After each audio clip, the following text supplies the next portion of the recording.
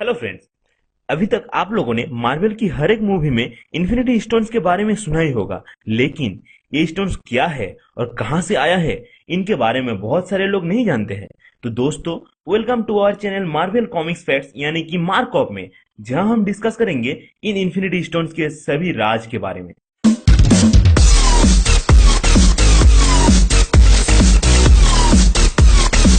दरअसल कॉमिक्स में जो इन्फिनिटी जेम्स है वही मूवी में इन्फिनिटी स्टोन्स के रूप में दिखाया गया है। ये 6 इन्फिनिटी स्टोन्स 4 कॉस्मिक एंटाइटीज की वजह से एग्जिस्टेंस में आते हैं। ये 4 कॉस्मिक एंटाइटीज है death, entropy, infinity and eternity.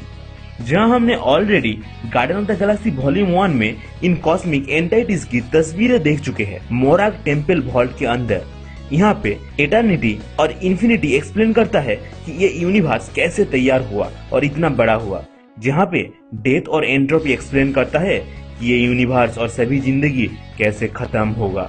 दरअसल यूनिवर्स की क्रिएशन से पहले यहाँ पे 6 सिंगुलरिटीज थी। जब एक विस्फोट से ये यूनिवर्स क्रिएट हुआ, तब उस विस्फोट की बचे हुए टुकड़ों से ये 6 इन्फिनिटी स्टोन्स तैयार हुआ।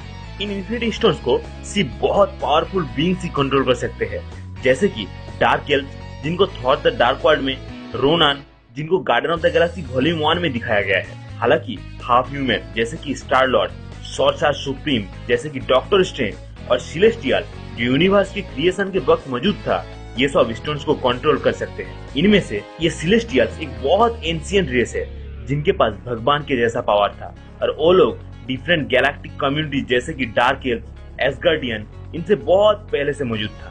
कोई भी आम इंसान इन स्टोन्स की पावर को कंट्रोल नहीं कर सकता है। जैसे कि हमने garden of the Galaxy volume 1 में देखा है, कैरीना ऑर्ब को लेने की कोशिश में मर जाती है। एक बार कुछ लोगों ने आपस में मिलकर इसकी ऊर्जा को बांटने की कोशिश की, पर उनको भी इसने खत्म कर दिया। 6 स्टोन में से जो पहले आता है वो है स्पेस स्टोन, जिसका कलर ब्लू है। Movie captain America the winter soldier और एवेंजर में टेसरेक्ट के रूप में दिखाया गया है ये स्टोन, जिसके पावर को यूज करके सेकेंड वर्ल्ड वॉर के वक्त रेड स्कल ने बहुत हथियार बनाए थे। हालांकि आखिर में उस स्टोन की ताकत को पाने की कोशिश में रेड स्कल खुद को तबाह कर देते हैं, या फिर यूं कहे कि वो एक अलग जगह पे ट्रैप हो जाता है और वो स्टोन समंदर में गिर जाता है, जो कि बाद में हावर्ड स्टार्क बरामद करते हैं और अगले 70 साल के लिए सील उसे अपने पास एक्सपेरिमेंट के लिए रखता है। इस स्टोन की बात करें तो ये स्टोन कहीं पे भी पोर्टल ओपन कर सकता है एक दूसरे दुनिया के लिए, जहां हमने लोकी और डॉक्टर एरिक सेल्विक को टेसरेक्ट की मदद से दूसरे दुनिया के एलियंस के लिए एक पोर्टल खुलते हुए देखे हैं मूवी एवेंजर में। दूसरा इन्फिनिटी स्टोन है माइंड स्टोन, जो कि लोकी की सेप्टर में था और जिसको हमने एवेंजर और एवेंजर एज ऑफ अल्ट्रॉन में देख चुके हैं। इस स्टोन की ताकत से किसी भी माइंड को कंट्रोल किया जा सकता है। स्टोन को पहले थैनोस ने लोकी को दिया था उसके आर्क में इन्वेशन के बाद, जब उस स्टोन की मदद से लोकी ने हॉक आई और डॉक्टर एरिक सेल्विक को अपनी बस में किया था। उस स्टोन की मदद से बाद में वॉन स्ट्राकर ने एक्सपेरिमेंट से वांडा और पिएट्रो मैक्सिमोव को भी सुपर पावर दिया था। बाद में एवेंजर एज ऑफ अल्ट्रॉन में टोनी स्टार्क इसी माइंड स्टोन की मदद से विजन को बनाता है, और अभी तक वो स्टोन विजन के पास ही है, जिसको थॉर ने उस स्टोन की ओर्थी होल्डर माना है। अब आते हैं थर्ड स्टोन यानी कि रियलिटी स्टोन के बारे में, जो फर्स्ट अपीयर हुआ था थॉर द डार्क वर्ल्ड में ईथर के रूप में। ये एक सिम्बायोटिक फोर्स है, यानी किसी की बॉडी में घुस के ये उसे रियलिटी को अपने मन मर्जी के मुताबिक मोड़ने की ताकत देता है।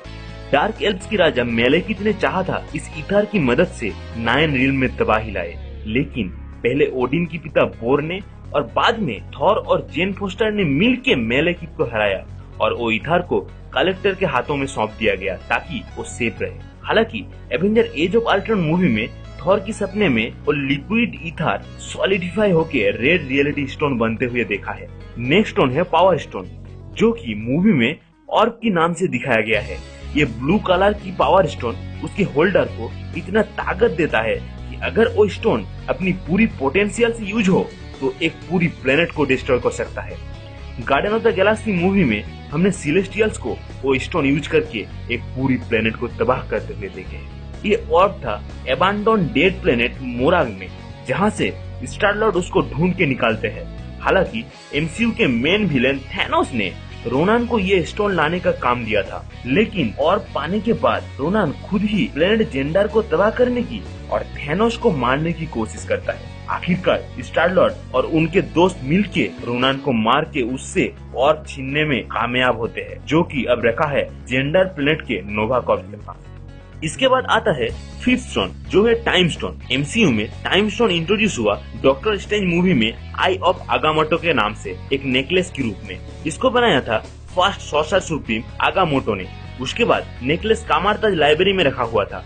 डॉक्टर स्ट्रेंज काइसिलास और डोर मामू से दुनिया को बचाने के लिए ये स्टोन पहनता है। इस स्टोन की मदद से टाइम की फ्लो को चेंज करके पास्ट और प्रेजेंट को बदला जा सकता है। मूवी में स्टोन की ताकत से डॉक्टर स्ट्रेंज डोरमामू को एक टाइम लूप में कैद कर देता है। हालांकि बाद में डॉक्टर स्ट्रेंज उस स्टोन को कामारताज लाइब्रेरी में वापस कर देता है, उसकी ताकत को पहले पूरी तरह से जानने के लिए। दोस्तों, हालांकि सिक्स्थ स्टोन किस मूवी में होगा इस बारे में मार्वल ने ऑफिशियली कुछ अनाउंस तो नहीं किया है, लेकिन अभी तक का जो सीन है उससे ये तो अंदाजा कर ही सकते हैं कि वो sixth stone movie Thor Ragnarok में होने की चांसेस सबसे ज्यादा है। ये सिक्स्थ स्टोन है सोल स्टोन, जो कि एसगार्ड में हाइमडल के पास होने की चांसेस बहुत सारे हैं। तो दोस्तों, आप लोगों ने इन सभी स्टोन्स के बारे में और इनके पावर के बारे में तो जान लिया। अब सोचिए, अगर ये सभी स्टोन्स एक साथ हो जाए तो क्या होगा। एमसीयू के मेन विलेन थैनोस इन सभी स्टोन्स को अपने कब्जे में लाने की कोशिश में है। अब ये थैनोस कौन है? दोस्तों, अगर आप लोग इसके बारे में शायद कुछ लोग जानते होंगे, लेकिन पूरी डिटेल्स जानने के लिए दोस्तों वेट कीजिए हमारा आने वाले video. So, till then, be happy and keep watching Marvel movies, friends. And don't forget to like and subscribe our channel.